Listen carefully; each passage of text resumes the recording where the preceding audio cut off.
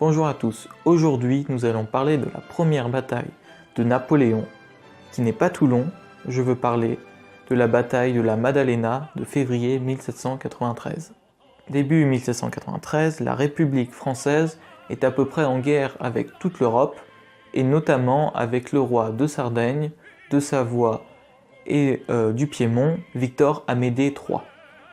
D'ailleurs, le 27 novembre 1792, le duché de Savoie est incorporé à la République française et constitue un 84e département, sous le nom de département du Mont-Blanc. Le 31 janvier 1793, c'est au tour du comté de Nice d'être incorporé à la République française, qui constitue un 85e département sous le nom d'Alpes-Maritimes. Enfin, le 14 février, la principauté de Monaco est à son tour annexée par la République française qui l'incorpore dans le département des Alpes-Maritimes.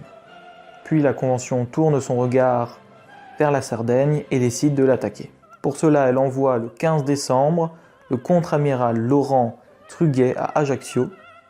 En tant que commandant en chef de la flotte de Méditerranée, il dispose de 9 navires. La population corse, en cette fin d'année 1792, en ce début d'année 1793, est divisée entre pro-français et indépendantistes. En effet, le chef de la révolution corse de 1769, Pascal Paoli, depuis exilé en Angleterre, est revenu en Corse. Il est partisan d'une Corse indépendante et attend le meilleur moment pour se détacher de cette France instable. Napoléon, lui, est depuis tout petit un grand admirateur de Paoli. Durant toute sa scolarité en France, il n'avait de cesse de vanter les mérites de la Corse et de rabaisser la France qu'il voyait comme un colonisateur. Il faut rappeler que la République de Gênes avait vendu en 1768 la Corse à la France de Louis XV, qui l'annexa définitivement quelques mois avant la naissance de Napoléon.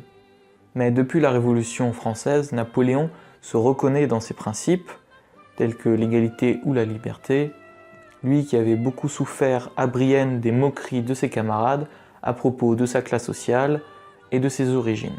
Il peut également enfin espérer monter plus rapidement dans la hiérarchie militaire, puisque sous l'Ancien Régime, les grades d'officiers supérieurs étaient souvent réservés aux grands nobles. Tout ça pour dire que Napoléon ne se reconnaît plus dans Paoli et souhaite plutôt une Corse française. Une rivalité entre bonapartistes et paolistes s'installe. Napoléon veut s'opposer à Paoli. Napoléon décide alors de devenir encore plus français en se rapprochant des représentants de la capitale, car Paoli est le maître en Corse. Il va alors recevoir l'amiral français, organiser de nombreuses fêtes et se rapprocher des personnes influentes en France, notamment du diplomate Huguet de Sémonville. Mais fin janvier 1793, les Corses apprennent la nouvelle, Louis XVI vient d'être guillotiné et Paoli condamne cet acte. Napoléon regrette aussi cette exécution, mais veut avant tout garder la Corse et la France unies. L'écart entre Paoli et Napoléon se creuse. De plus, la Convention, en déclarant la guerre quelque temps après à l'Angleterre, la déclare aussi indirectement à Paoli, puisque celui-ci est encore à sa solde.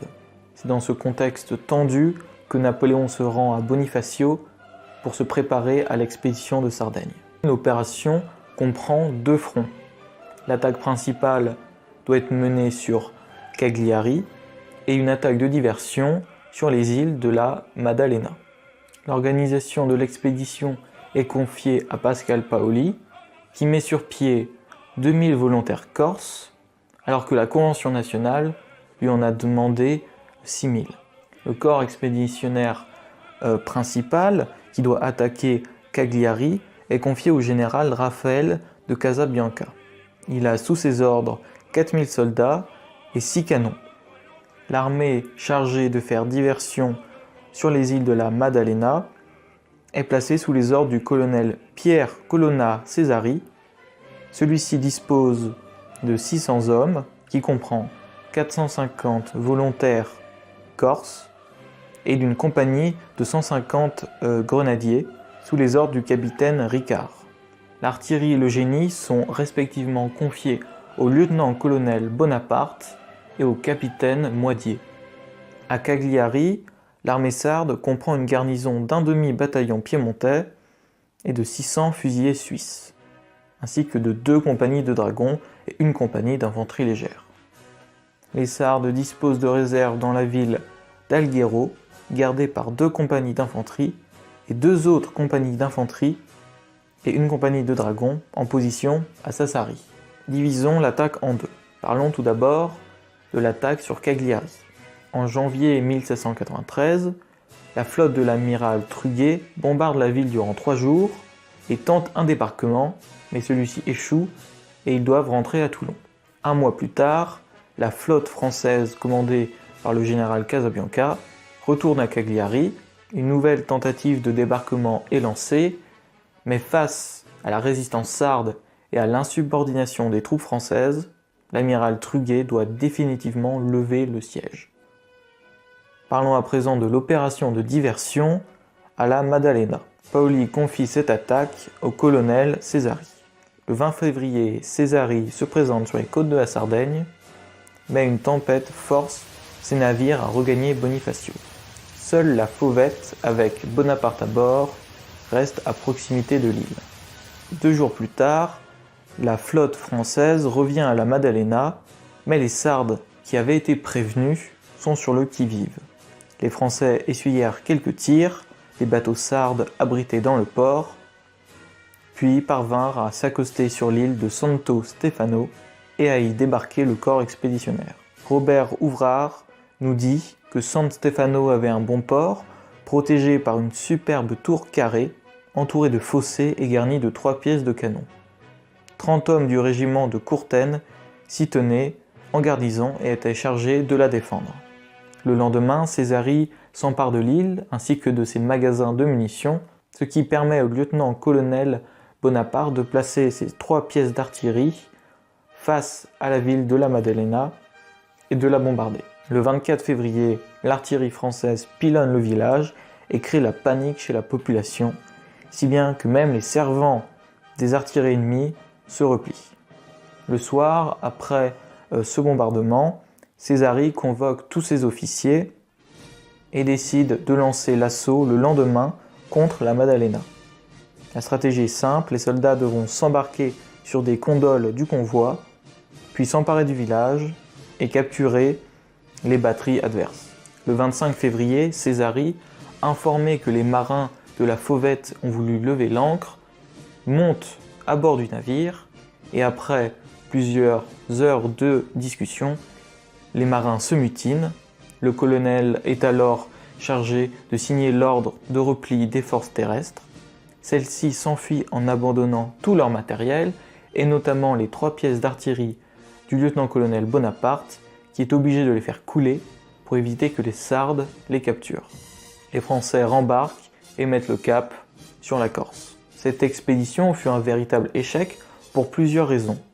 Tout d'abord, l'inexpérience de nombreux soldats corses ou même français. Puis, des conditions météo très défavorables aux Français. Et enfin, une vive tension entre Français et Corses. Suite à cette expédition ratée, les divisions entre les paullistes et les bonapartistes s'accentuent et atteignent leur apogée suite à une lettre de Lucien Bonaparte qui dénonce Pascal Paoli à la Convention.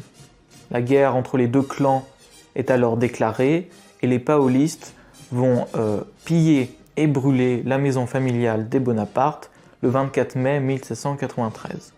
Quelques jours plus tard, la famille Bonaparte décide de quitter la Corse et de rejoindre la France. Voilà, cette vidéo est finie, j'espère qu'elle vous aura plu. N'hésitez pas à vous abonner. Et si vous voulez en savoir plus sur le siège de Toulon, sachez que j'ai créé une formation gratuite, le lien est dans la description. Je vous dis à la semaine prochaine pour une nouvelle vidéo.